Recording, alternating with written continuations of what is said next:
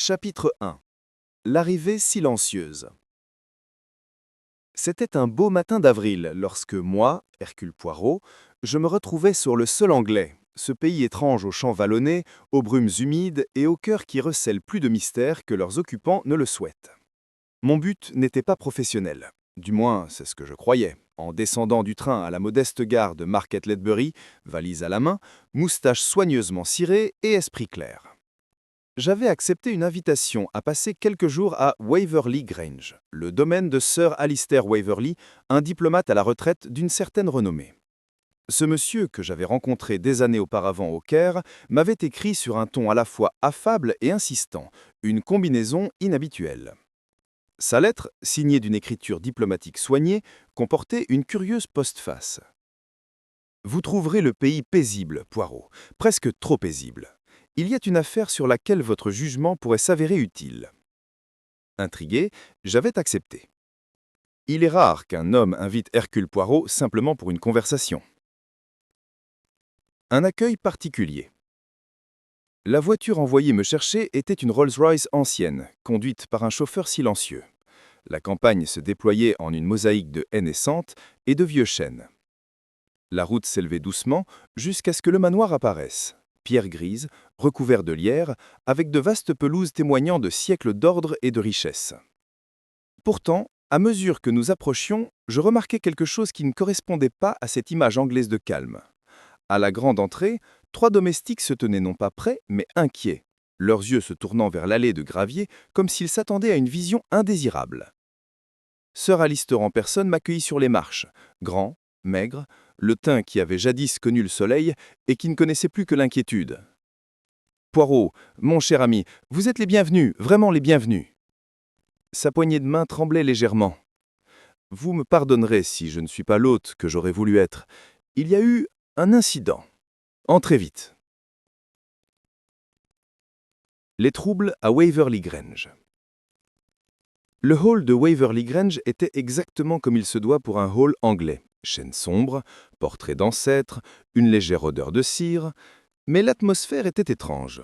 Les domestiques chuchotaient, les portes s'ouvraient et se fermaient trop doucement. Sir Alistair me conduisit au salon, où un groupe d'invités se tenait dans un silence gêné. Permettez-moi de vous les présenter, car chacun devait jouer son rôle dans les jours étranges qui suivirent. Dame Margaret Waverley, l'épouse de Sir Alistair, élégante mais distante, avec des yeux qui ne se reposaient jamais. Monsieur Félix Arden, un jeune artiste, séjournant comme invité, ses longs doigts tachés de peinture, son regard inquiet. Mademoiselle Clara Henshaw, la dame de compagnie de Lady Margaret, guindée, observatrice, avec cet air de quelqu'un qui voit beaucoup et parle peu. Capitaine Gérald Blong, retraité de l'armée, un homme aux mots crus et au rire étrangement facile. Docteur Lionel Brooke, le médecin du village, dont le regard s'attardait un peu trop longtemps sur Lady Margaret. Sir Alistair me fit signe de m'asseoir. « Monsieur Poirot, je crains que vous n'arriviez à une heure inopportune. Mon secrétaire, Monsieur Stephen Latham, a disparu. » « Disparu ?» ai-je répété doucement. « Hier soir, dit Sir Alistair. Après dîner, il est allé dans sa chambre écrire plusieurs lettres. Ce matin, son lit n'avait pas été fait. Sa valise avait disparu et, c'est là le plus étrange, on a retrouvé une des lettres qu'il était en train d'écrire, à moitié terminée. Elle ne porte aucune adresse, absolument aucune. Il me tendit une feuille pliée. Dessus, d'une écriture soignée et posée, étaient inscrits les mots « Mon cher ». Et puis plus rien.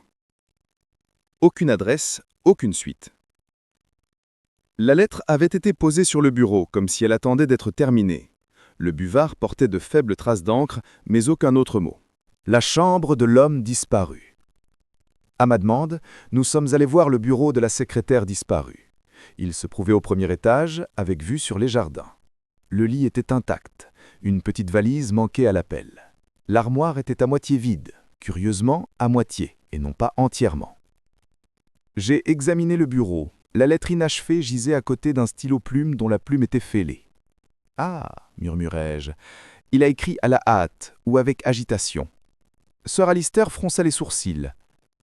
Croyez-vous, Poirot, qu'il s'agit simplement d'un cas de fuite? Le jeune homme a peut-être quitté les lieux de son plein gré. Peut-être, dis-je, mais s'il a fui volontairement, pourquoi laisser la moitié de ses vêtements? Pourquoi se donner la peine de ne détruire aucun de ses papiers? Et, plus curieusement encore, pourquoi commencer une lettre à... Mes petites cellules grises se sont mises en marche. Je me tournai vers la cheminée où trônait une simple photographie. Elle représentait un groupe lors d'une garden party. Sir Alistair, Lady Margaret, Félix Arden et le secrétaire disparu, Stephen Latham. Le visage du jeune homme était intelligent, ouvert, mais on pouvait lire dans ses yeux une autre lueur, de l'appréhension. « Dites-moi, Sir Alistair, demandai-je doucement, y a-t-il eu une dispute, une tension hier ?»« Je n'ai rien remarqué de tel, répondit-il lentement. Toutefois, Lady Margaret semblait bouleversée au dîner, et Latham a quitté la table prématurément. Lady Margaret prit soudain la parole d'une voix basse mais perçante. « Vous donnez à cela un air sinistre, monsieur Poirot. Cet homme était tout simplement là de son poste, n'est-ce pas ?»« Peut-être, dis-je, ou peut-être qu'il était empêché de terminer sa lettre. » Sa main se crispa sur son mouchoir. Ombre dans le jardin. Plus tard, au crépuscule, je fis un tour dans les jardins. L'air embaumait légèrement le lilas. Quelque part dans les écuries, un cheval piaffait nerveusement. Je me suis arrêté au bord du lac, un petit bassin ornemental entouré de roseaux. Là, à demi dissimulé, quelque chose captait la lumière déclinante, un éclat de métal. C'était un capuchon de stylo-plume identique au stylo cassé qui se trouvait sur le bureau à l'étage. « Ah !» et je murmurai, « il a écrit à la hâte ou avec agitation ?» La question de la lettre. Ce soir-là, au cours d'un dîner tendu, j'observais attentivement mes convives. Le capitaine Long mangeait bruyamment, mais son regard se portait fréquemment sur le majordome. L'artiste, Félix Arden, paraissait pâle et distrait, jetant de temps en temps des regards furtifs à Lady Margaret, empreints de l'admiration coupable. Lorsque le dessert fut servi, je me levai discrètement. « Mesdames et messieurs, dis-je en souriant, permettez-moi de faire une petite observation. » Ils m'ont regardé avec surprise. Dans cette maison, un homme a disparu.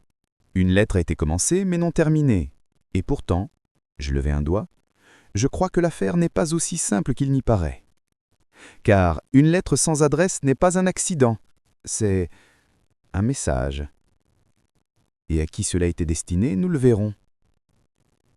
La cuillère de Lady Margaret lui échappa des mains avec un bris sec. Poirot réfléchit. Cette nuit-là, dans ma chambre, j'ai rangé mes pensées aussi soigneusement que ma brosse à cheveux et mon combe. Une disparition est souvent plus difficile à élucider qu'un meurtre. Les morts ne bougent pas. Les vivants, eux, marchent, trompent, se fondent dans l'ombre.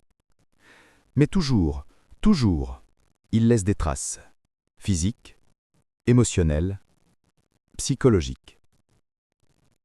Je me souviens de la main tremblante de Sir Alistair, de l'agitation de Lady Margaret, de la culpabilité de l'artiste, du regard du médecin. Chacun j'avais le sentiment de dissimuler quelque chose. Et quelque part dans cette toile se trouvait la signification de la lettre sans adresse. En éteignant ma lampe, je murmurais à l'obscurité « Bon, demain nous commencerons à utiliser nos petites cellules grises. » Chapitre 2. La lettre et le lac. Le matin se leva froid et gris, de ces eaux banglaises qui semblent hésiter entre sommeil et éveil.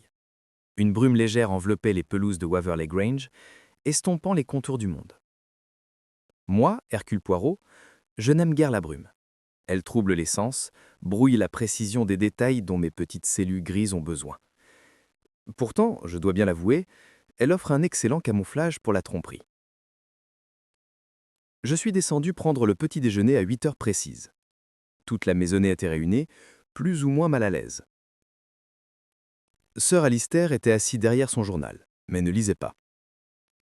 Lady Margaret remuait son thé d'une main qui tremblait presque imperceptiblement. Les autres parlaient par bribes, comme s'ils craignaient que le moindre mot ne résonne trop fort dans le silence. C'est finalement mademoiselle Henshaw, la dame de compagnie, qui s'adressa à moi. « J'espère que vous avez trouvé votre chambre confortable, monsieur Poirot. » Tout à fait, mademoiselle. La compagne anglaise est calme, et le calme, vous le savez, est un compagnon des plus éloquents pour la réflexion. Ses lèvres se pincèrent. J'ai bien peur que nous n'ayons guère eu de calme ces derniers temps. Vraiment. Je la regardais attentivement. La disparition de M. Latham vous a tous perturbés. Peut-être plus que vous ne le reconnaissez. La cuillère de Lady Margaret s'entrechoqua contre sa soucoupe. « Il ne faut pas exagérer, mademoiselle Henshaw, dit-elle sèchement. Rien ne prouve qu'il soit arrivé quoi que ce soit à M. Latham. » Je ne manquant pas de voir noter la manière dont elle a prononcé le prénom de M. Latham. Non, j'ai acquiescé, mais il existe des preuves que quelque chose ne va pas comme il devrait l'être. Sir Alister plia son journal. « Poirot, je dois m'excuser encore de vous avoir mêlé à ce qui pourrait bien être une affaire sans importance. Mon secrétaire est peut-être allé à Londres. Il avait des affaires bancaires à régler, je crois. Et parti sans prévenir, sans avoir fini ses lettres, sans même en informer le majordome, qui m'a dit qu'il demandait toujours le courrier du matin. J'ai secoué la tête. Non, mon ami, quelque chose l'en a empêché. Une visite au lac. Après le petit déjeuner, je me suis de nouveau dirigé vers le lac ornemental. La brume s'était légèrement dissipée, dévoilant la surface terne de l'eau et les roseaux qui bordaient ses rives. Le jardinier, un vieil homme voûté nommé Pritchard, ramassait les feuilles mortes sur la berge. Je l'ai salué poliment. « Vous travaillez tard hier ?»« Non, monsieur. Je suis parti juste après le thé. Le brouillard se levait. Je n'y aurais rien vu hier soir. »« Ah oui. Le brouillard. Il dissimule beaucoup de choses. Dites-moi, avez-vous remarqué quelqu'un au bord du lac récemment ?» Il hésita. « Je ne saurais dire avec certitude, monsieur. » Cependant, il y avait une lumière, vers 11 heures près du hangar à bateaux. Je me suis dit que peut-être l'un des messieurs fumait une cigarette. Ah. Une lampe alors. Je la rangeai. Et ce hangar à bateaux? Il a fermé à clé? Ça devrait l'être. Monsieur Latham avait la clé, monsieur. Monsieur Latham? J'ai répété. Alors, peut-être devrions-nous vérifier s'il l'a toujours en sa possession. Nous y sommes allés ensemble. Le hangar à bateaux était petit et soigné, sa porte en bois fermé, le cadenas embué de rosée. Mais la terre sous le siège avait été remuée. 2 séries d'empreintes, l'une plus légère, l'autre plus lourde, avaient marqué le sol meuvelant. Je les ai examinées attentivement. Une entre, 2 ne sortaient pas. Intéressant.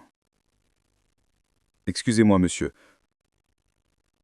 Ah, rien, mon cher Pritchard. Juste en reflet. Puis-je emprunter votre râteau un instant? Il me le tendit. J'utilisais sa poignée pour soulever délicatement le cadenas. Le fermoir était bien fermé, certes, mais de légères racrures marquaient le métal. Quelqu'un avait récemment tenté de l'ouvrir, peut-être par précipitation. « Pritchard, dis-je, si l'on souhaitait cacher quelque chose rapidement, avant l'aube, on pourrait choisir cet endroit, n'est-ce pas ?» Il parut alarmé. « Cacher quelque chose, monsieur? Vous voulez dire… » J'ai levé la main. Chut. N'allons pas trop vite en besogne. Mais je pense que, peut-être, nous devrions l'ouvrir. Sir Alister, appelé de la maison, arriva quelques minutes plus tard avec la clé. Il la tourna à contre-cœur. La porte s'ouvrit en grinçant, révélant un intérieur plongé dans la pénombre. 2 petites barques, un râtelier à rame et une légère odeur d'huile et de bois humide. Rien ne semblait anormal, jusqu'à ce que je remarque, à demi dissimulé derrière l'une des barques, un petit bout de papier. Je l'ai ramassé délicatement. Il était déchiré, froissé et taché d'eau. Mais son écriture fine était indubitablement reconnaissable. Pardonnez-moi, je n'avais pas le choix. Elle était écrite de la même main que la lettre inachevée à l'étage. Poirot pense. Je tenais le fragment entre mes doigts. Une lettre commencée, restée inachevée, et un autre fragment, à moitié détruit, trouvé près de l'eau. 2 messages, peut-être destinés à la même personne, ou peut-être l'un pour dissimuler l'autre. Sir Alister jeta un coup d'œil par-dessus mon épaule. « Mon Dieu, Poireux, qu'en pensez-vous » J'en conclus, mon ami, que M. Latham a écrit 2 lettres hier soir, l'une à une personne qu'il n'osait nommer, et l'autre qu'il n'a jamais eu l'intention d'envoyer. Vous pensez qu'il est mort? Ah non, je ne crois pas. Il est peut-être mort, oui, ou peut-être qu'il se cache. Mais dans les 2 cas, l'auteur de ce message craignait quelque chose, ou quelqu'un. Lady Margaret nous suivait en silence. Quand je me suis retourné, elle se tenait quelques pas derrière, le visage pâle comme du parchemin. « Pardonnez-moi, dit-elle rapidement. J'ai vu par la fenêtre. Monsieur Alister, est-ce vrai? Avez-vous trouvé quelque chose appartenant à Monsieur Latham ?» Sir Alister hésita, mais je répondis à sa place. « Un petit fragment seulement, madame. Pourtant, même un petit fragment peut raconter une histoire. » Son regard se porta furtivement vers le lac. « Alors j'espère que l'histoire se terminera bien. »« Vraiment » ai-je demandé doucement. Elle soutint mon regard sans ciller, mais ses joues étaient livides. La confession de l'artiste. Plus tard dans l'après-midi, je suis allé à la rencontre de M. Félix Arden, le jeune artiste. Il avait installé son chevalet contre le mur du jardin et dessiné d'un trait agité et précipité. Je l'ai observé un instant avant de parler. « Une magnifique vue, monsieur. Oh, monsieur Poirot, vous m'avez fait peur. Je suis désolé. Vous faites le portrait de la nature, n'est-ce pas? Mais vous ne la regardez pas. Vous regardez plutôt vers la maison. » Il rougit légèrement. « Une habitude, peut-être. Ou d'intérêt, hein? La maison abrite une dame, Lady Margaret, que vous admirez. » Sa main se crispa sur le pinceau. « Vous êtes très direct, monsieur Poirot. »« Je suis belge. Nous ne sommes pas subtils en matière d'observation. Vous l'admirez, et je pense qu'elle le sait. Mais l'admiration peut être dangereuse quand un mari est fier et une secrétaire trop perspicace. » Il pâlit. « Qu'insinuez-vous? » Rien pour le moment. Seulement ceci. Lorsqu'un homme disparaît, c'est parce qu'il a vu quelque chose qu'il n'aurait pas dû voir. Le pinceau lui glissa des doigts et tomba dans l'herbe. « Latham n'a rien vu, dit-il rapidement. Absolument rien. Ah, alors vous admettez qu'il y avait quelque chose à voir. » Il me fixa du regard, les lèvres entr'ouvertes, et pendant un instant je crus qu'il allait ajouter quelque chose. Mais il se retourna brusquement et commença à ramasser ses pinceaux. « Je n'ai rien d'autre à dire. » Je l'ai regardé marcher rapidement vers la maison. Très intéressant, je pensais. Il craint d'être découvert. Mais de quoi a-t-il peur précisément? La visite chez le médecin. Le soir venu, une autre curiosité survint. Le docteur Brooke, le médecin du village, arriva à l'improviste, soi-disant pour s'enquérir de l'état nerveux de Lady Margaret. Je parvins à le croiser dans le hall. « Une petite visite, seulement, » dit-il en évitant mon regard. « Lady Margaret souffre d'anxiété. Je m'en occupe depuis quelques semaines. »« Et Monsieur Latham » demandai-je d'un ton léger. « Il était peut-être aussi impatient ?» Brooke fronça les sourcils. « Non, un jeune homme en bonne santé. »« Pourquoi ? Son absence a perturbé la vie de famille. N'est-il pas intéressant de constater comment la disparition d'une personne révèle les maux des autres ?» Il esquissa un sourire forcé. « Vous êtes à la fois psychologue et détective, Poirot. Peut-être découvrirez-vous que Stephen Latham s'est simplement enfui avec une jeune fille. Peut-être, et peut-être pas. J'ai constaté que les histoires d'amour ne laissent pas derrière elles une lettre qui commence ainsi, « Mon cher » et ne mène à rien. Le médecin rougit légèrement. « Vous semblez déjà en savoir beaucoup. J'en ai assez pour être curieux. » La 2e lettre. Ce soir-là, alors que je me préparais à me coucher, on frappa discrètement à ma porte. Mademoiselle Henchaud entra, pâle et tremblante. « Pardonnez-moi, monsieur Poirot, » murmura-t-elle. « Je ne devrais pas intervenir, mais il y a quelque chose que vous devriez voir. » Elle tendit une enveloppe. L'adresse était simplement « À qui cela peut concerner ?» À l'intérieur se trouvait une simple feuille, écrite de la même main soignée que les autres. « Si un malheur m'arrive, ce sera par l'intermédiaire d'une personne de cette maison. Je ne saurais en donner la raison, mais la vérité se trouve dans les lettres. Il y en a 2. L'une reste avec moi, l'autre sera envoyée si je ne reviens pas. S.L. » Je les lis 2 fois, très lentement. Puis je les pliai et j'ai levé les yeux vers elle. « Où avez-vous trouvé cela, mademoiselle ?»« Dans la corbeille à papier du salon de Lady Margaret. Je Oh, je n'aurais pas dû regarder, mais j'étais en train de ranger. J'ai esquissé un sourire. Vous avez bien agi, mademoiselle Henshall. Vous avez une conscience, mais aussi la curiosité d'un chat. J'apprécie les deux. Sa voix tremblait. Vous pensez qu'il est mort? Je pense, mademoiselle, dis-je gravement, que la lettre sans adresse risque bientôt d'en recevoir beaucoup trop. La réflexion de Poirot. Lorsqu'elle fut partie, j'ai déposé la lettre à côté du fragment précédent. Les pièces du puzzle se formaient, lentement, irrégulièrement, mais elles se formaient tout de même. Il y avait de la peur, oui, il y avait de la culpabilité. Et il y avait du savoir, un savoir si dangereux que Stephen Latham avait cherché à le protéger même en son absence. Et maintenant, pensais-je, quelqu'un d'autre dans cette maison le sait aussi. J'ai regardé la nuit, où la brume s'était de nouveau accumulée sur les pelouses, et j'ai murmuré pour moi-même, « Demain, le lac révélera son secret. » La recherche au lac. En milieu de matinée, une petite foule s'était rassemblée. Sir Alister, pâle mais résolu, Lady Margaret, enveloppée dans un châle de fourrure, le visage impénétrable, Félix Ardenne, fumant nerveusement, le docteur Brooke, feignant le détachement, et Miss Henshall, dont les yeux passaient de l'un à l'autre avec une intelligence effrayée. Le sergent Wilkes avait pris une perche et, avec l'aide du jardinier, avait commencé à sonder les eaux peu profondes près du hangar à bateaux. Pendant plusieurs minutes, on n'entendit que le clapotis sourd de l'eau et le bruissement des roseaux. Puis, un cri retentit. « Il y a quelque chose ici, monsieur !» Tous se penchèrent en avant. L'eau s'agita, s'assombrit, puis, lentement, horriblement, une forme apparut. C'était un homme. Ses vêtements lui collaient à la peau. Sa tête penchait en arrière, et bien que son visage fût bouffi, il était indubitable. Sir Alister poussa un cri rauque. « Latham !» Lady Margaret se détourna brusquement, la main portée à la bouche. Félix Ardenne laissa tomber sa cigarette dans l'herbe. Le gendarme murmura une prière entre ses dents. Pauvre diable, on dirait qu'il est là depuis la nuit de sa disparition.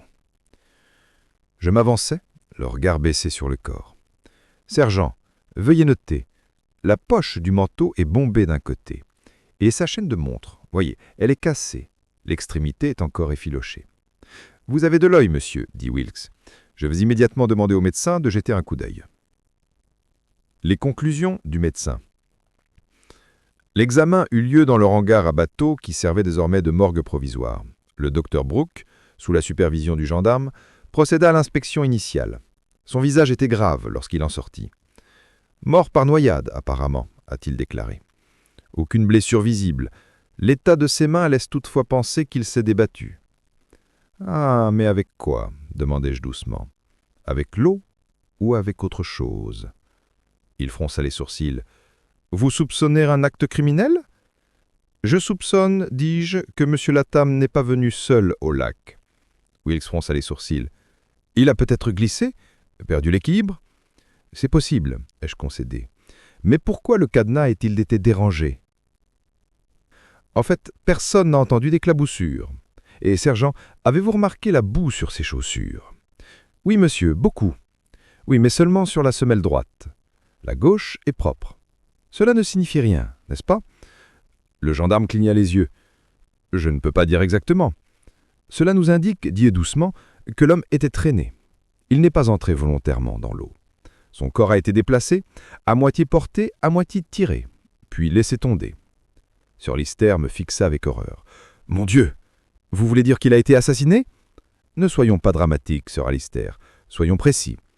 Je veux dire que les preuves suggèrent qu'il n'est pas mort accidentellement. » Poirot fait sa tour. À midi, le corps était enlevé, et j'ai demandé à tous les membres de la famille de ne pas quitter les lieux jusqu'à nouvel ordre. Sir Alister a accepté, bien qu'à contre-cœur. « Il semblerait que je ne sois plus maître de ma propre maison, » dit-il avec amertume. « Oh, mais si, mon ami, tu ne fais que partager cela avec la vérité, et c'est une invitée exigeante. J'ai cherché à avoir des conversations privées avec chacun des membres de la famille, un après l'autre. Lady Margaret. Elle m'a reçu dans son boudoir, les rideaux tirés, bien que le soleil brillât maintenant dehors. « Monsieur Poirot, » dit-elle d'une voix faible, « je n'ai rien à ajouter, c'est tout simplement épouvantable. Mais vous connaissiez bien Monsieur Latham. Il était bien plus qu'un simple secrétaire pour votre mari. » Elle parut surprise. « Que voulez-vous dire ?»« Je veux dire qu'il était son confident, son compagnon, et peut-être le destinataire de certaines lettres ?» Elle rougit. « Vous allez trop loin. »« Pardonnez-moi, mais la lettre qui se trouvait dans son bureau n'était adressée à personne. Et pourtant, quelqu'un tremble chaque fois qu'on en parle. Je tremble car un homme innocent est mort. »« Madame, dit doucement, vous tremblez parce qu'il n'était pas innocent. » Elle se détourna en s'agrippant au dossier d'une chaise. « Vous ne comprendrez jamais, murmura-t-elle. Il y a des choses qu'on ne peut pas dire. »« Eh bien oui, dis-je doucement. C'est pourquoi les hommes écrivent des lettres. » Félix Arden. L'artiste a été retrouvé en train de faire les 100 pas dans le jardin. Il était agité, les yeux injectés de sang. « Alors c'est vrai, dit-il en me voyant. Il est mort. »« Oui, et vous êtes affligé mais pas surpris. » Il laissa échapper un rire rauque. « Tu crois que j'y ai contribué, que je l'ai tué pour... quoi, par jalousie ?»« Je pense, dis-je, que la jalousie est un mauvais motif, mais un motif courant. Dites-moi, monsieur, où étiez-vous à 11 heures le soir de sa disparition ?»« Dans ma chambre, dit-il rapidement. Je peins. »« Peindre quoi ?»« Une étude, une esquisse pour un portrait de Lady Margaret. »« Ah, toujours Lady Margaret. Et pourtant, lorsqu'on peint, on laisse des traces, des pigments, des pinceaux, une toile. Cela ne vous dérangera pas si je les examine plus tard ?» Son visage pâlit. « Vous n'avez pas le droit ?» J'ai souri. « J'ai de la curiosité, monsieur. Cela sert le même but. » M.L. Henshaw. Mademoiselle Henshaw m'a accueilli à la bibliothèque, son calme retrouvé. « Je n'arrive pas à y croire, dit-elle.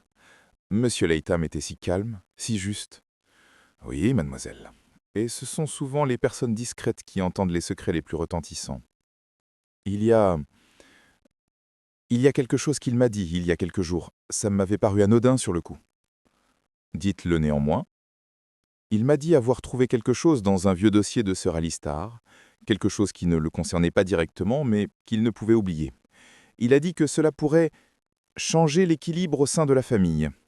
C'était l'expression consacrée. Merci, mademoiselle. J'ai dit, pensivement. C'est en effet très intéressant. Poirot, Hello et le gendarme. Ce soir-là, le sergent Wilkes et moi sommes retournés au lac. Le soleil s'était couché. L'eau scintillait faiblement sous la lune naissante. « Alors, c'est vrai, dit-il en me voyant. « Oui, et vous êtes affligé, mais pas surpris. » Il laissa échapper un rire rauque. « Tu crois que j'y ai contribué, que je l'ai tué pour... quoi, par jalousie. » Je pense, dis-je, que la jalousie est un mauvais motif, mais un motif courant. Dites-moi, monsieur, où étiez-vous à 11 heures le soir de sa disparition ? Dans ma chambre, dit-il rapidement. Chapitre 4. Les questions commencent. Quand on a vécu assez longtemps au milieu du meurtre et du mensonge, on apprend ceci.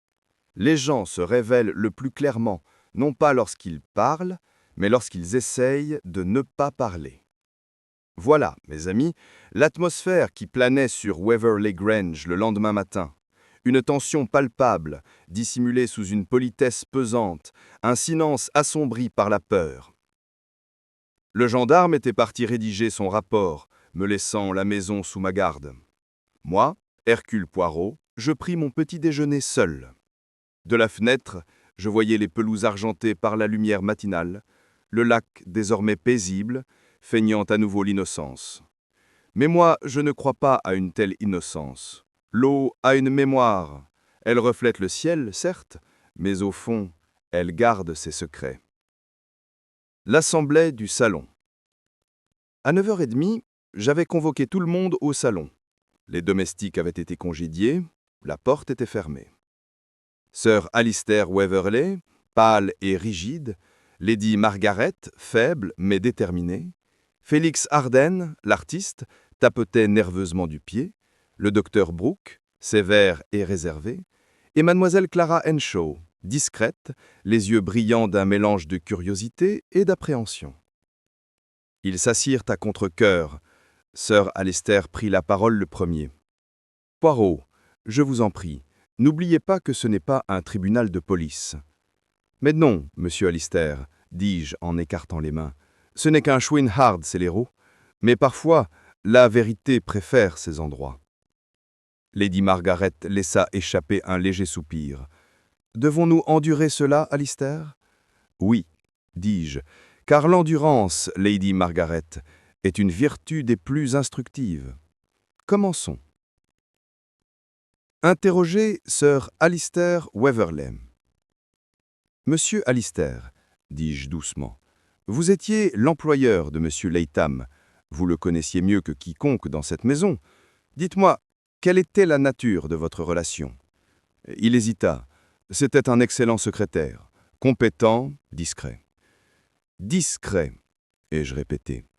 Une qualité admirable chez un assistant de diplomate, mais parfois, la discrétion ne cache-t-elle pas la peur? Je ne vous suis pas. Ceci vous aidera peut-être à comprendre.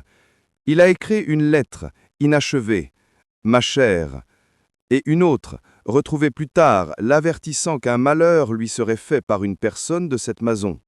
Niez-vous qu'il ait eu des raisons d'avoir peur? La mâchoire de Sir Alister se crispa. Vous insinuez qu'il avait peur de moi? Je ne suggère rien. Je constate simplement que vous êtes le seul homme ici à avoir contrôlé son emploi, sa correspondance et son silence. Il rougit. C'est absurde. Je n'avais aucune querelle avec lui. Pas de dispute, et pourtant vous avez téléphoné à Londres le lendemain matin de sa disparition? Il parut surpris. Comment faites-vous? Ah, j'ai mes méthodes. Vous avez demandé à votre banque de vérifier quelque chose, n'est-ce pas? Il soupira. Oui. Latham devait retirer des fonds pour moi. Une transaction confidentielle. Je voulais m'assurer que tout se passait bien. Et était-ce le pas? Non, répondit-il rapidement. Mais son regard vacillait. Il n'y avait rien d'anormal. Bien, dis-je doucement, nous supposerons donc que vos finances et votre conscience sont en paix. Interrogatoire de Lady Margaret. Lady Margaret avait pâli, ses mains tordaient la dentelle de son mouchoir. Je me tournai ensuite vers elle. « Madame, vous avez été la dernière à voir Monsieur Latham vivant. Comment le savez-vous? Parce que les domestiques l'ont vu sortir de votre salon peu après 10 heures. La lumière y est restée allumée presque minuit. » Elle releva le menton. « Il est venu chercher des papiers pour Sir Alister. » J'assors ici. « Toujours pour Sir Alister, n'est-ce pas? Pourtant, les fragments de lettres étaient écrits sur votre papier à en-tête. Un petit détail, certes, mais ce sont souvent ces détails qui révèlent la vérité. » Elle me fixa, les lèvres entr'ouvertes sous le choc. « Ma papeterie? » Oui, madame. Le monogramme, à peine visible dans le coin de la feuille inachevée, correspond au vôtre. C'est pourquoi la lettre a été commencée. Dans votre chambre, pas le sien. Elle a perdu son sang-froid. Vous vous trompez. Je me suis incliné. Peut-être, ou peut-être avez-vous peur de ce que cette lettre aurait pu dire. Elle se leva brusquement. Vous m'insultez. Non, madame, dis-je doucement. Je cherche seulement à comprendre l'émotion qui se cache derrière ce silence. Sir Alister fit un geste comme pour la défendre, mais elle se retourna vers lui avec un éclair d'amertume. « Dois-je subir cette farce pour votre orgueil ?» L'atmosphère était électrique. Les autres se sont agités, mal à l'aise. Puis elle s'est laissée retomber dans son fauteuil, tremblante. « Continuez, » dit-elle à voix basse, « si vous le devez. » Interrogez Félix Arden. Félix Arden est arrivé ensuite. Il avait l'air débraillé, avec des cernes sous les yeux. Ses doigts ont tressailli lorsqu'il a croisé mon regard. « Vous êtes un artiste, monsieur Arden. Vous voyez ce que les autres ne voient pas. » Il laissa échapper un rire nerveux. « Parfois, vous admiriez Lady Margaret. » Il jeta un coup d'œil à Sir Alister, puis à moi. « Je la respecte assurément. Le respect, dis-je, est souvent un voile qui masque la passion. Étiez-vous amoureux d'elle? Il a haussé les épaules. Ça ne vous regarde pas. Au contraire, cela pourrait concerner tout le monde. Car si M. Latham avait connaissance de tels sentiments, il aurait pu s'en servir. Vous a-t-il menacé? Il hésita, puis lâcha. Non. Il était jaloux, peut-être, mais il n'a rien dit. Jalouse? J'ai haussé les sourcils. C'est un mot curieux pour une secrétaire. Il a bafouillé. Je voulais dire, il était protecteur envers Lady Margaret, c'est tout. Ah, dis-je doucement. Et pourtant, voyez-vous, c'est là le nœud du problème. Latham a protégé Lady Margaret de quelque chose ou de quelqu'un. Et pour cela, il est mort. Interrogez le docteur Brooke. Quand ce fut son tour, le docteur Brooke conserva un comportement calme et professionnel. « Je ne peux rien vous dire de plus », a-t-il déclaré. « J'ai été convoqué uniquement pour constater le décès. Mais avant cela, vous veniez souvent. Vous avez vu la maisonnée, les tensions. Qu'avez-vous observé ?» Il haussa les épaules. « Rien d'inhabituel. Lady Margaret est nerveuse, son mari distant. Latham était efficace, mais secret. » Secret? Comment? Je l'ai vu une ou deux fois poster des lettres au village. Il semblait soucieux que personne d'autre ne les manipule. Les lettres, murmurai-je. Ah, elle tisse cette histoire comme une toile d'araignée. Brooke fronça les sourcils. Vous pensez qu'il faisait chanter quelqu'un? Je le regardais d'un air sévère. Une suggestion intéressante, docteur. Pourquoi la proposez-vous? Il hésita, puis lâcha. Parce qu'il me l'a laissé entendre. Vraiment? Quand? Il y a une semaine, il a dit avoir des informations, quelque chose qui pourrait ruiner la réputation d'un homme. Je pensais qu'il exagérait. Peut-être, mais l'exagération est souvent le premier pas vers la vérité. Interrogez mademoiselle Henshaw. Quand ce fut son tour, mademoiselle Clara Henshaw vint nerveusement, mais sa démarche était déterminée. Vous, mademoiselle, dis-je, êtes l'observatrice dans l'ombre. Vous voyez, vous écoutez. J'essaye de ne pas le faire, mais dans cette maison, on ne peut s'empêcher. Alors dites-moi, qu'avez-vous entendu la nuit de la disparition? Elle baissa les yeux. J'ai entendu des voix dans le couloir, Sir Alister et M. Latham, vers 10h30. Ils se disputaient. Se disputer. À propos de quoi? Je n'ai pas tout compris, mais j'ai saisi une phrase. Vous n'avez aucun droit sur ces documents. Et Latham a dit quelque chose comme « Alors je réglerai ça moi-même ». J'ai hoché lentement la tête. « Merci, mademoiselle. » C'est très précieux. Sa voix tremblait. « Est-ce que ça veut dire qu'il a été tué à cause de ces papiers ?» Cela veut dire, mademoiselle, que nous sommes maintenant très près de la vérité. Les formes du patron. Une fois parti, je restais seul dans le salon, à regarder le feu qui s'éteignait. Les preuves étaient éparpillées dans mon esprit comme des cartes sur une table, attendant chacune d'être placée. Récapitulons, me dis-je. Latham craignait la présence de quelqu'un dans la maison. Il a découvert quelque chose parmi les papiers de Sir Alister. Il a écrit des lettres, une inachevée, une autre signalant un danger. Il s'est disputé avec son employeur ce soir-là, et il mourut au bord du lac, la chaîne de sa montre cassée et une chaussure pleine de boue. Sir Alister avait un mobile. Quelque chose se cachait dans ses documents. Lady Margaret éprouvait des émotions, la peur et la honte. Arden était passionné. Le docteur Brooke avait des connaissances. Mademoiselle Henshaw était curieuse. 5 personnes, 5 secrets. Une mort pour les dissimuler tous. La réflexion de Poirot. « Ah, le rouge du remords, dis-je doucement. Voyez-vous, monsieur Arden, la culpabilité laisse sa propre palette. » L'ombre du diplomate. En fin d'après-midi, le gendarme m'a porté un nouvel élément de preuve, une petite clé, trouvée près du chemin entre la terrasse et le hangar à bateaux. Sir Alister l'a reconnue immédiatement. C'est une des miennes, la clé de mon bureau. Je l'ai examinée. Curieux, comment est-elle arrivée là? Il fronça les sourcils. Latham a dû le prendre. Il avait accès à mon bureau. Peut-être, ou peut-être quelqu'un voulait que cela paraisse qu'il avait. Il leva brusquement les yeux. Vous pensez que quelqu'un essaye de me piéger? Je pense, dis-je, que celui qui a tué M. Latham avait deux objectifs, l'éliminer et détourner les soupçons vers vous. Son visage se durcit. Vous insinuez une trahison au sein même de ma maison? Je ne fais que suggérer la logique, ai-je dit. Mais dites-moi, sœur Alistair, M. Latham était-il vraiment au courant de votre correspondance avec le ministère des Affaires étrangères? Il hésita. Il en savait plus que je ne l'avais prévu. J'ai fait quelques copies, des références personnelles, pas officielles. Rien de déloyal.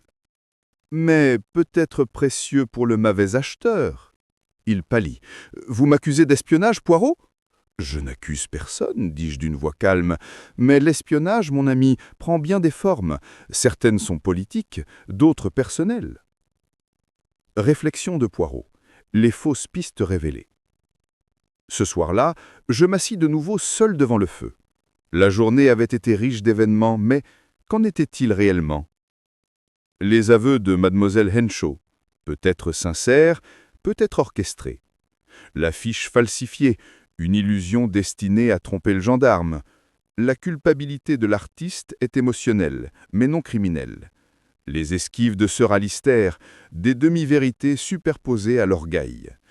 Et quelque part derrière tout cela, l'ombre de la lettre elle-même, la lettre sans adresse qui planait toujours au-dessus de la maison, comme si elle attendait que son destinataire légitime se manifeste.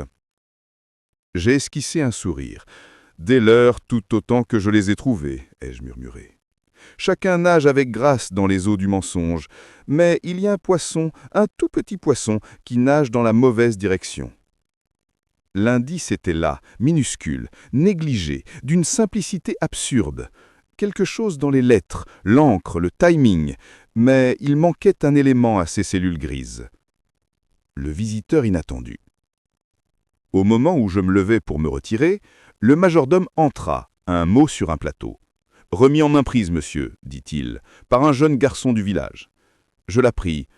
L'enveloppe ne portait ni cachet ni signature, seulement deux mots de la même main assurée que je connaissais bien mal. « Je ne suis pas mort. » Pendant un instant, je simplement fixai de mon regard, puis je souris, lentement, d'un air sombre. « Ah !» ai-je dit, « le meurtrier rejoue.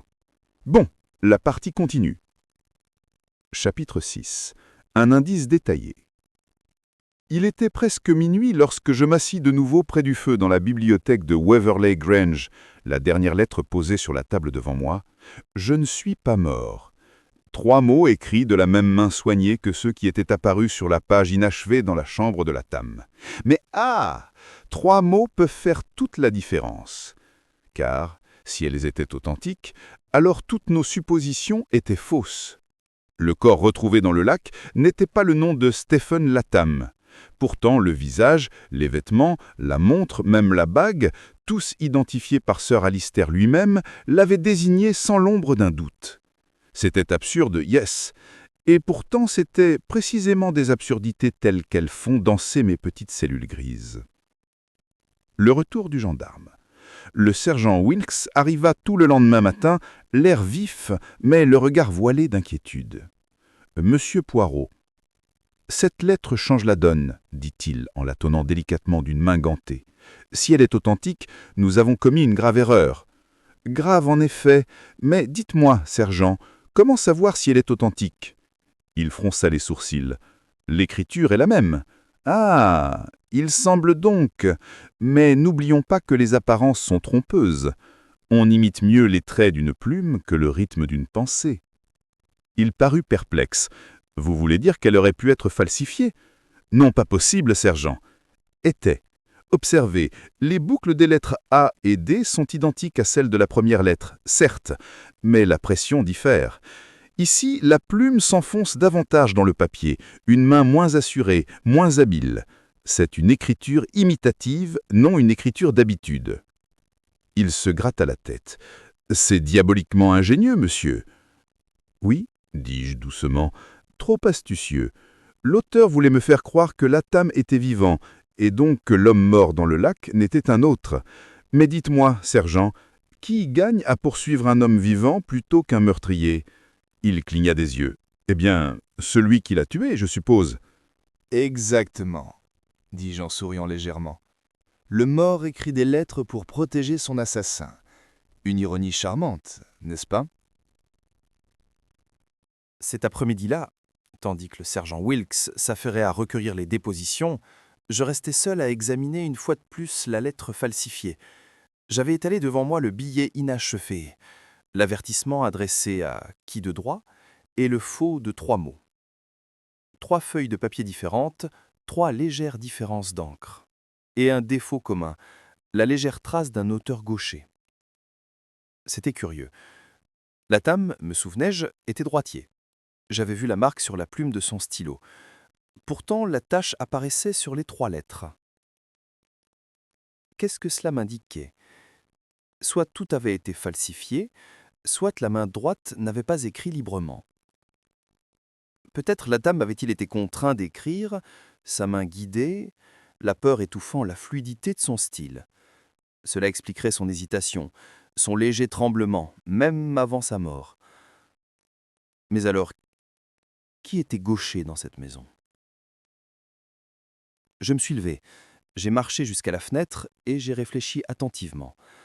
Je les avais observés au petit déjeuner, au thé, au bureau. L'artiste, Félix Arden, peignait avec sa main gauche. Chapitre 7. D'autres mensonges font surface. Matin à Waverly Grange. Le ciel plombé se brisa. La pluie avait cessé, mais les nuages restaient bas, pesant sur la terre, comme si les cieux eux-mêmes s'étaient penchés pour écouter. Moi, Hercule Poirot, déjeunais seul une fois de plus. Étrange, comme l'appétit se retire vite d'une maison qui dissimule la tromperie. Les autres, m'a-t-on dit, avaient pris leur repas dans leur chambre. Un tel isolement... Ah, c'est le premier refuge de la culpabilité. Sur le plateau d'argent posé à côté de mon assiette, se trouvait le courrier du matin. Une circulaire d'un tailleur, une demande polie d'une maison d'édition londonienne, car oui, même en Angleterre, j'ai des admirateurs de mes petites cellules grises, et une enveloppe adressée de la main inimitable de Dame Margaret Waverly. Je l'ai ouverte immédiatement. À l'intérieur, il n'y avait qu'une seule page. « Monsieur Poirot, veuillez excuser ma lâcheté d'hier soir. Je ne peux plus me taire. Retrouvez-moi à 22h30 dans le salon de musique. Je dois vous dire la vérité. » J'ai plié le billet avec soin. « Bon, » ai-je murmuré, « l'heure de la révélation approche. Mais quelle vérité dira-t-elle? La sienne ou celle d'un autre? » Le piège de Poirot. Avant l'heure prévue, j'ai donné une petite instruction au sergent Wilkes. « Sergent, dis-je, veuillez vous poster dans le couloir devant la salle de musique à 10h30 précise. Notez soigneusement qui passe par là avant et après mon entrée. Mais surtout ne dites rien. Observez. » Il hocha la tête solennellement. « Oui, monsieur, silencieux comme une souris d'église. » Excellent. Nous verrons alors laquelle des souris ne pourra pas résister au fromage. Réunion de la salle de musique. Le salon de musique de Waverly Grange était un long et élégant théâtre aux hautes fenêtres donnant sur la pelouse sud. Une harpe se trouvait près de la cheminée, ses cordes couvertes de poussière et d'oubli, et sur le piano gisaient des partitions jaunies par le temps. Lady Margaret se tenait près de la fenêtre quand je suis entré. Elle portait une simple robe de matin en soie grise, et bien que son attitude fût calme, son regard était hanté. « Merci d'être venu, » dit-elle à voix basse. « Je suis toujours au service de la vérité, » dis-je doucement. Elle se détourna, fixant la brume. « C'est moi qui ai falsifié le billet, celui que vous avez reçu hier soir. Je ne suis pas morte. »« Ah !» j'ai incliné la tête. « Vous me surprenez. J'avais attribué ce petit acte dramatique à quelqu'un d'autre. » Sa voix tremblait. « Je l'ai trouvé parmi les papiers de Stephen. Je me suis dit que si je pouvais faire croire qu'il était encore en vie, mon mari serait épargné de la ruine. » « Ruine ?» Elle acquiesça. « Oui, voyez-vous, j'étais au courant pour les documents du ministère des Affaires étrangères. Je les ai découverts il y a des semaines. Stephen m'a supplié de persuader Alistair de les détruire avant qu'il ne soit trop tard. Face à son refus, Stephen a menacé de le dénoncer. Alistair l'a frappé. Je l'ai vu. Et quand Stephen est tombé, il y avait du sang. « Mon Dieu !» j'ai murmuré. « Alors vous avez vu la querelle? Oui, dit-elle d'une voix faible. J'ai couru, je ne pouvais plus le supporter. À mon retour, ils étaient tous les deux disparus. Plus tard, Alistair m'a dit que Stephen était parti furieux. J'aurais voulu le croire. Sa voix s'est brisée. Mais quand ils ont retrouvé son corps, j'ai su. Je l'ai observé attentivement. Madame, cette confession, elle vous libère la conscience, certes, mais pas celle de votre mari. Pourquoi me la dire maintenant? Parce que, dit-elle en se tournant vers moi, je crois que Alistair n'est pas le seul impliqué. Il y a quelqu'un dans cette maison, quelqu'un qui en sait plus qu'il ne devrait. Interruption inattendue. À ce moment précis, la porte s'ouvrit brusquement. Sir Alistair Waverley entra, le visage blafard de fureur. « Alors c'est ça votre conception de la vie privée, Margaret? Confier nos affaires de famille à un inconnu ?»« Monsieur Alistair, dis-je calmement, ce n'est plus une affaire de famille lorsqu'il y eut décès. » Ses yeux s'enflammèrent. « J'en ai assez de vos insinuations, Poirot. Cela s'arrête maintenant. Vous allez quitter ma maison. » J'ai bossé un sourire. En temps voulu, oui, quand j'aurai terminé mon travail. Il fit un pas en avant, tremblant. « Vous me prenez pour un meurtrier ?» J'ai levé la main. « Calmez-vous, mon ami. La colère ne sied pas un homme de diplomatie. » Mais il était déjà allé trop loin. « Vous n'avez aucune preuve du tout. Le garçon s'est suicidé par culpabilité. Il avait peur d'être découvert. » « L'exposition de quoi ?» demandai-je doucement. Il hésita. « Sa propre tromperie. » Et voilà, c'était le lapsus, le mot qu'il ne voulait pas dire. Je l'ai noté attentivement. Peut-être pourrons-nous en discuter plus en détail au moment opportun. Il fit volte-face et quitta la pièce en claquant la porte. Lady Margaret s'affala sur un fauteuil. « Vous voyez, il est désespéré. Il ferait n'importe quoi maintenant. » Même faire taire les autres? Elle leva les yeux, les lèvres tremblantes. Peut-être. Rapport du gendarme. Plus tard dans la matinée, le sergent Wilkes vint me voir avec son carnet. Comme vous l'avez dit, monsieur, j'ai fait le guet. Et? Eh bien, juste avant que vous entriez, j'ai vu le docteur Brooke descendre le couloir. On aurait dit qu'il attendait, puis il a fait demi-tour en murmurant. Et après mon entrée? Le capitaine Long est passé. Il disait qu'il cherchait un étui à cigare. Mais je jurerais, monsieur, qu'il écoutait à la porte. Ah, j'ai dit doucement. L'orchestre se réunit, mais chacun écoute une mélodie différente. Visite du docteur Brooke. Cet après-midi-là, j'ai trouvé le docteur Brooke dans la bibliothèque, les mains jointes derrière le dos. « Docteur, dis-je, vous semblez préoccupé. » Il me regarda d'un air sévère. « Inquiète? Bien sûr que je suis inquiète. Cette maison est un véritable chaudreau d'hystérie. Lady Margaret imagine des complots, Sir Alistair boit en cachette, et maintenant vous mettez de l'huile sur le feu. »« Je ne fais que brouiller pour voir ce qui flotte, ai-je dit. Dites-moi, vous étiez dans le couloir ce matin. Pourquoi ?» Il cligna des yeux. « Comment avez-vous... » ?»« J'étais justement en route pour voir Lady Margaret. »« Ah, vous lui rendez donc souvent visite ?» Il serait dit. « C'est ma patiente. » « Et peut-être, une fois, quelque chose de plus ?» Il rougit de colère.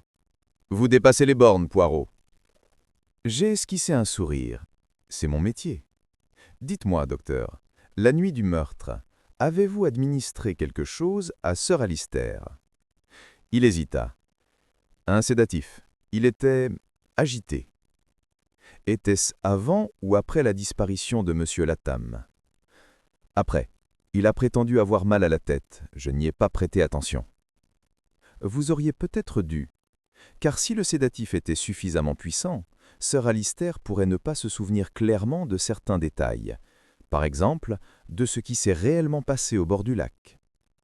Le visage de Brooke s'assombrit. « Vous m'accusez d'avoir manipulé quelqu'un ?»« Je n'accuse personne, ai-je dit. Je me demande simplement comment un homme peut parler avec une telle certitude d'événements dont il se souvient à peine. » Le retour de l'artiste.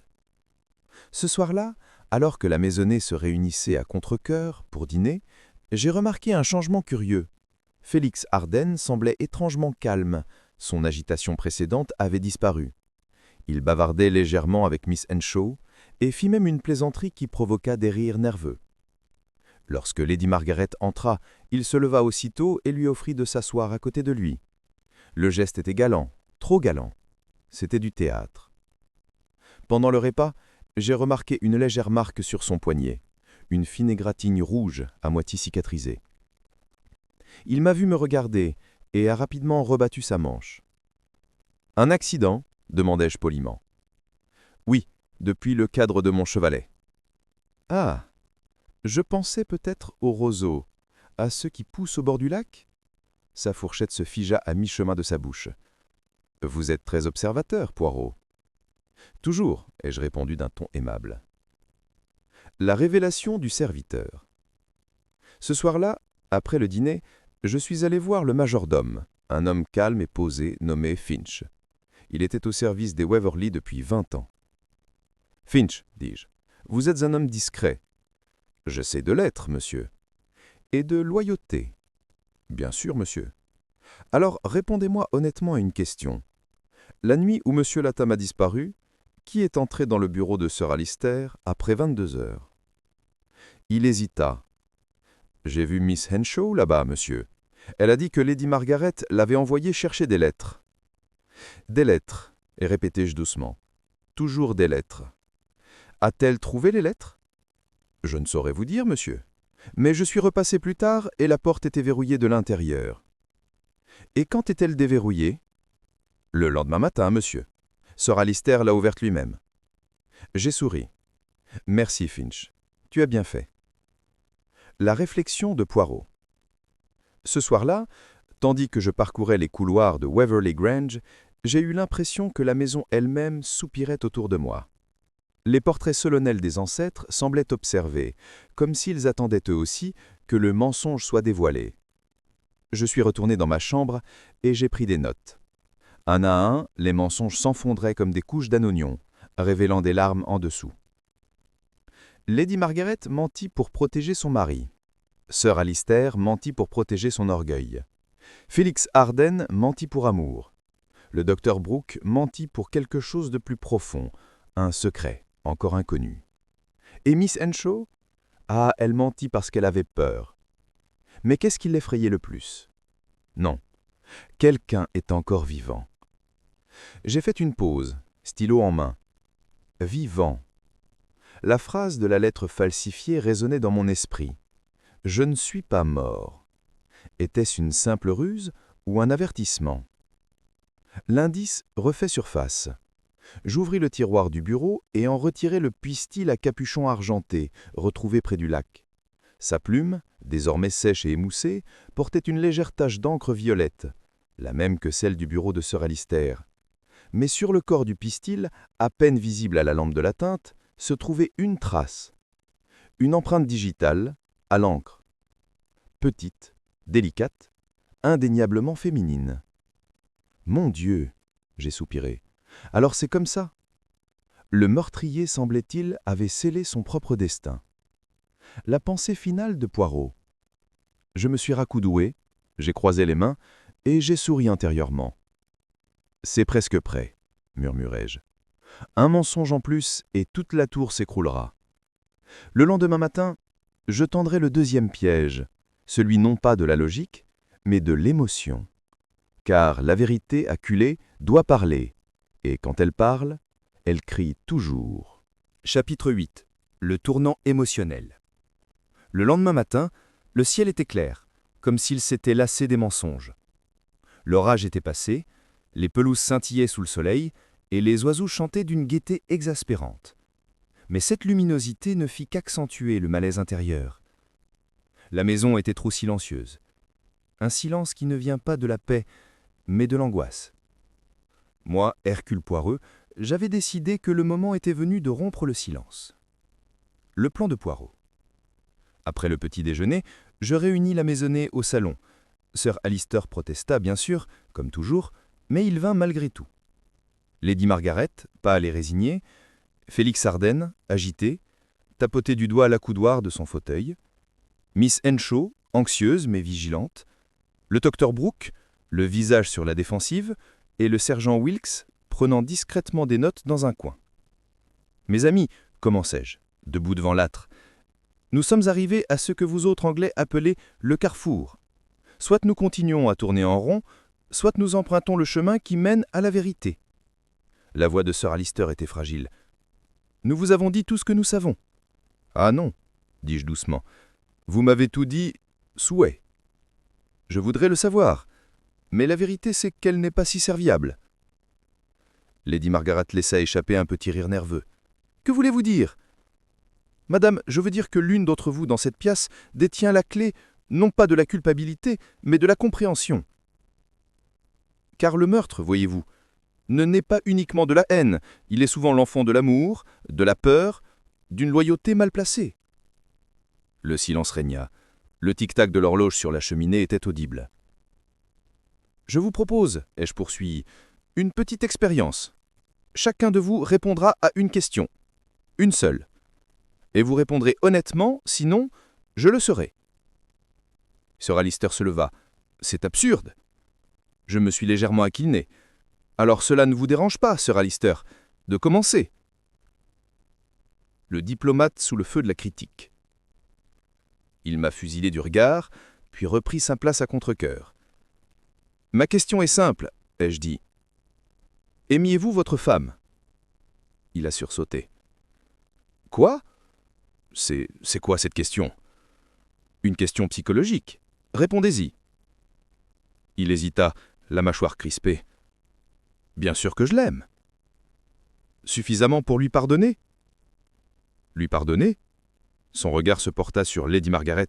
« Pourquoi ? » »« Car la vérité qu'elle vous a cachée. » Lady Margaret laissa échapper un petit cri. « Poirot !» Mais j'ai persisté sans relâche. « Voyez-vous, Sir Alister, la loyauté de votre femme est absolue. Elle a menti pour vous, falsifié des documents et peut-être même détruit des preuves. Pourtant, vous ne voyez pas l'ironie ? Elle agit ainsi, non par amour, mais par culpabilité. » Il se tourna vers elle. « Margaret, de quoi parle-t-il » Elle se leva en tremblant. « Alister, s'il te plaît. »« Non. Dites-moi. » Sa voix s'est brisée. « Parce que, Alister, parce que Stephen Latham était mon fils. » La pièce explose. Le silence qui suivit fut comme une explosion retournée contre elle-même. Tous les regards se fixèrent sur elle. Sir Alister devint blanc comme un linge. « Ton... quoi ?» murmura-t-il. « Mon fils, » répéta-t-elle d'une voix faible. « Né avant que je vous rencontre. J'étais veuve, jeune et effrayée. Je l'ai confié à des amis en France. Vous ne l'avez jamais su. » Sir Alister la regarda, stupéfait et incrédule. « Mon Dieu !» Le docteur Brooke fit un pas en avant. « Margaret, êtes-vous sûre que c'est une bonne idée ?» Elle se tourna brusquement vers lui. « Tu le savais, Lionel. Tu m'as aidé à lui écrire. » Poirot haussa un sourcil. « Ah, le docteur Brooke, le médecin du corps et de la conscience. » Brooke serra les lèvres. Elle m'est venue me demander conseil, rien de plus. Mais j'avais aperçu une lueur d'émotion dans ses yeux. De la culpabilité, du chagrin, peut-être même quelque chose de plus dangereux. Lady Margaret poursuivit, la voix tremblante. « Quand Stephen a commencé à travailler pour Alister, je n'ai rien dit. Je pensais, naïvement, qu'il ne se douterait rien. Mais il s'en est douté. Il est venu me voir la veille de sa mort. Il m'a dit qu'il avait retrouvé les documents, la preuve qu'Alister avait vendu des informations des années auparavant. Il voulait me protéger, éviter un scandale qui nous aurait tous anéantis. » Sa voix trembla. Je l'ai supplié de partir, de se taire. Mais il a refusé. Il a dit que la vérité comptait plus que l'amour. Sir Alister s'affaissa dans un fauteuil, le regard vide. Tout ce temps, toutes ces années. Le tour du docteur. « Docteur Brooke » dis-je doucement. « Vous étiez au courant ?» Il déglutit. « Oui, je l'ai encouragé à le dire à son mari. Je pensais que si elle avouait, cela pourrait apaiser les tensions. » « Ah, la paix. Et pourtant la paix n'est venue qu'à la mort. » Il souta mon regard avec défi. « Je n'ai rien à voir avec sa mort. » « Peut-être pas, mais votre silence, docteur, à donner aux autres le courage d'agir. La réaction de l'artiste. Félix Ardenne avait resté silencieux tout ce temps, mais il prit la parole à présent, la voix tendue. « Mon Dieu, Margaret, pourquoi ne me l'as-tu pas dit ?» Elle se retourna contre lui avec une soudaine fureur. « Et adoriez-vous fait? Me plaindre? Me dépeindre comme la mère tragique ?» Il tressaillit. « Je t'aimais. »« Oui, » dit-elle avec amertume. « Tu aimais l'image que tu te faisais de moi. Mais Stephen était réel, de chair, de sang, de conscience, tout ce que tu n'es pas. » Il se leva brusquement, la colère brillant dans ses yeux. « Ça suffit !»« Asseyez-vous, monsieur Ardenne, » dis-je doucement. « Le drame n'est pas encore terminé. » La voix calme de Poirot. Quand le silence fut revenu, je parlais doucement, si doucement que chacun dut se pencher en avant pour entendre. Vous comprenez maintenant pourquoi les mensonges se sont multipliés. Un secret, un mari trompé, un amant induit en erreur, un ami compromis. La tragédie n'a pas commencé par un meurtre, mais par un secret. Et le secret, mes amis, est le vrai poison de l'âme. Murmura Lady Margaret. Alors Stephen est mort à cause de moi? J'ai choqué la tête. Non, madame. Il est mort parce que quelqu'un craignait ce qu'il savait, et non qui il était. Son identité, je crois, a été un choc pour plus d'une personne. Sir Alister leva brusquement les yeux. Que voulez-vous dire? Je veux dire, Sir Alister, que le meurtrier ignorait que Stephen était le fils de votre femme. S'il l'avait su, il aurait agi différemment. Et qui? Demanda-t-il d'une voix rauque. Voilà, mon ami, ce que nous allons bientôt découvrir. Le reflet de Poirot, un changement de lumière. Après le départ des autres, certains en larmes, d'autres dans un silence stupéfait, je suis resté seul avec mes pensées. La révélation de la filiation de Stephen a tout changé. Son mobile face à Sir Alister n'était plus l'ambition ni la cupidité, mais la protection. Il avait découvert que le mari de sa mère était impliqué dans une trahison discrète, peut-être la vente ou la copie de documents confidentiels, et avait tenté de l'arrêter. Et puis, la mort. Mais une autre question se posait désormais. Qui le savait? Lady Margaret, oui. Dr. Brooke, certainement. Peut-être même Félix Ardenne. Mais quelqu'un d'autre avait découvert la même vérité et l'avait utilisée. Je me suis souvenu de la lettre falsifiée. Je ne suis pas mort. Était-ce un avertissement ou une moquerie? L'encre, la main, le fil cramoisi sur le corps du stylo et cette empreinte digitale délicate. Tout indiquait qu'il s'agissait d'une femme. Mais laquelle? Le piège se resserre. Je me suis tourné vers mademoiselle Henshaw. « Mademoiselle, auriez-vous l'amabilité d'enlever vos gants ?» Elle hésita. « Pourquoi ?»« Parce qu'il y a de l'encre violette sur tes doigts. » Un murmure collectif parcourut la table. Lentement, elle retira ses gants. De légères taches violacées étaient visibles sur son pouce et son index gauche. « Ah !» dis-je doucement. « Vous voyez, c'est toujours la petite vanité qui trahit, le gant que l'on porte à l'intérieur pour cacher la vérité. » Elle se redressa en tremblant. « Oui, j'ai écrit la lettre d'avertissement, mais seulement parce qu'il me l'a demandé. »« Il? Vous voulez dire Monsieur Latham ?»« Oui. Il craignait pour sa vie. Il a dit qu'il partirait cette nuit-là, mais que si quelque chose arrivait, je devais m'assurer que la vérité vous parvienne, Lady Margaret. »« Et la troisième lettre ?» ai-je demandé. « Je n'ai pas écrit celle-là. »« Non, dis-je, cela, nous le savons, était l'œuvre d'Ardenne. Mais vous, mademoiselle, avez commis un acte bien plus grave. » Elle me fixa horrifiée. « Non. »« Oui, dis-je doucement, vous l'avez suivi jusqu'au lac. » Le point de rupture.